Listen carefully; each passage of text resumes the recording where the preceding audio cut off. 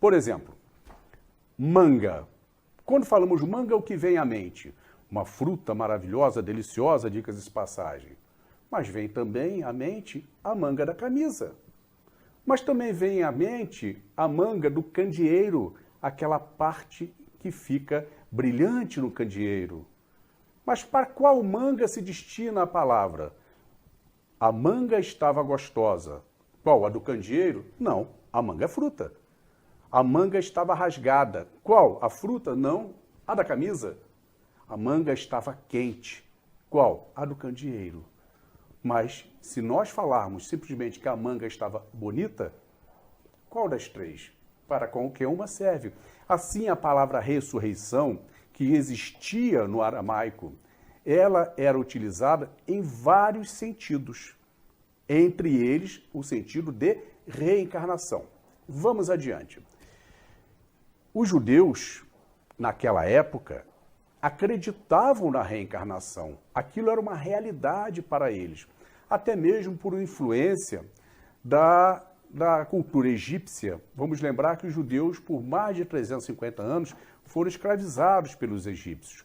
E os egípcios, eles acreditavam na reencarnação, tanto é que as pessoas eram sepultadas com os seus bens para que pudessem voltar a utilizá-los na nova vida.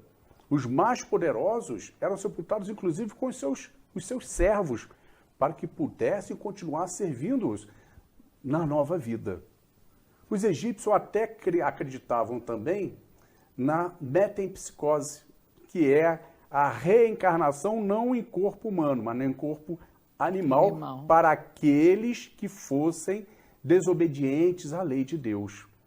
Uma estratégia para dominar a massa, porque sendo o faraó um ser divino na figura de filho de Deus, aqueles que não obedecessem faraó tinham medo de voltar numa nova vida como animais. O que nós sabemos hoje que é impossível, pois o espírito não retroage no seu desenvolvimento. Uma vez humano, daí só adiante, nunca retroagir. Mas os judeus, eles tinham ali essa crença. E lá nas Escrituras, nós encontramos algumas passagens onde eles demonstram isso. Falam a respeito, né? Você poderia citar, então, algumas dessas passagens que falam dos judeus aí? Sim, sim.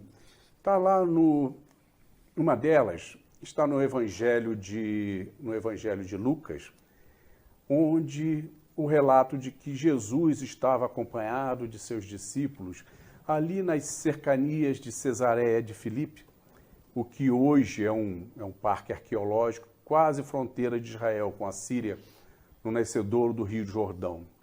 E ali, entre os seus discípulos, de repente, Jesus pergunta: o que dizem os homens sobre o Filho do Homem? Ou seja, o que dizem os homens sobre mim?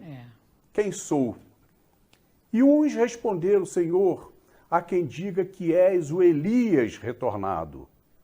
Outros dizem que és o Jeremias. Outros afirmam que és o João Batista. João Batista já havia sido executado. Outros dizem ainda que é outros dos profetas. E Jesus pergunta: e vós? O que dizem? Simão Pedro toma a palavra e diz: Senhor, és o Filho do Deus vivo entre nós.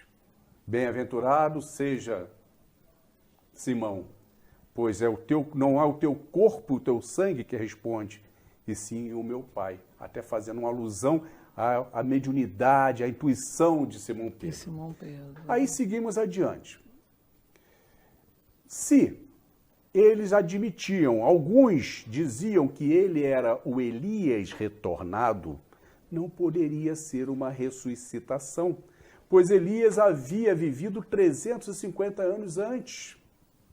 Logo, se fosse o mesmo corpo, Jesus não estaria com um corpo de 30, e sim de 380. E com características também físicas totalmente diferentes. Se fosse o Jeremias, um corpo lá de 280, 250, e outros dos profetas. O próprio João Batista, ele não poderia ser nem a ressurreição, nem a reencarnação, Pois João Batista, aqueles que achavam ser ele o retorno de João Batista, sequer conheciam a história dos dois. João Batista era primo de Jesus, tinha 6 meses a mais só de idade que ele, tiveram uma história junto como meninos, como adolescentes, e então não poderia ser Jesus nem sequer a ressuscitação, pois já tinha uma história juntos. Uma outra passagem que nos mostra a crença na reencarnação é contra o próprio João Batista. Zacarias, pai de João Batista, ele orava a Deus pedindo por um filho, pois a sua esposa Isabel era infértil e não conseguia engravidar. E ele, um homem extremamente bom, orava pedindo aos céus que lhe concedesse o filho. E então o anjo Gabriel, está lá nas Escrituras, o anjo Gabriel vem, se faz presente diante de Zacarias, anunciando que as vossas preces foram ouvidas.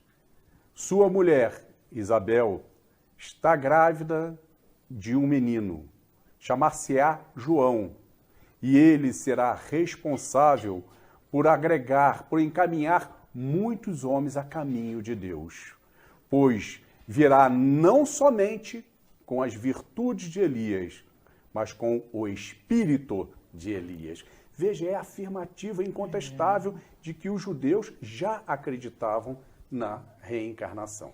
E outras passagens, né, que ali, com o tempo... São várias passagens. Serão encontradas. E quanto aos casos de ressurreição que encontramos no Evangelho, o que dizer? Nos evangelhos nós encontramos, além da própria ressurreição de Jesus, que hoje afirmamos tenha sido a materialização, o adensamento do Espírito, mas os demais casos são 9 casos. Os mais famosos,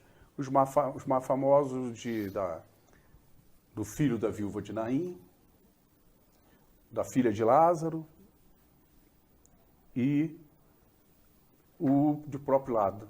Próprio Lázaro. Filha de Lázaro, não, filha de... Me faltou o nome agora. Mas são os casos mais famosos de ressurreição. Tá? Esses casos, nós temos que lembrar que as leis da natureza são leis de Deus. Ou seja, as leis de Deus têm que ser cumpridas. Todos têm as suas explicações. Então, não é pura e simplesmente acreditar que aconteceu um caso de ressurreição. É procurar dentro das leis de Deus e dentro das leis da própria natureza, exatamente, não é, Alfred? Exatamente. Você poderia nos relatar como esses casos ocorreram?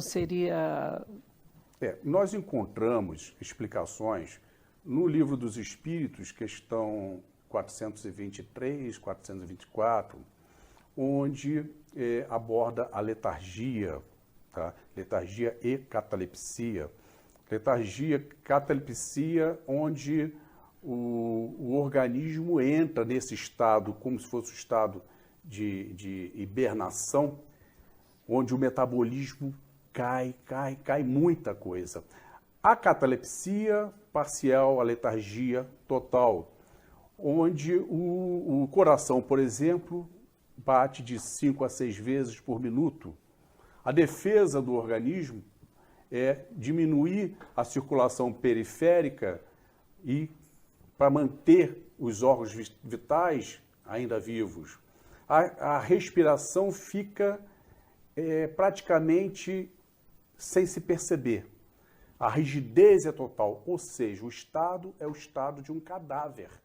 Não há reação, o sistema nervoso não reage.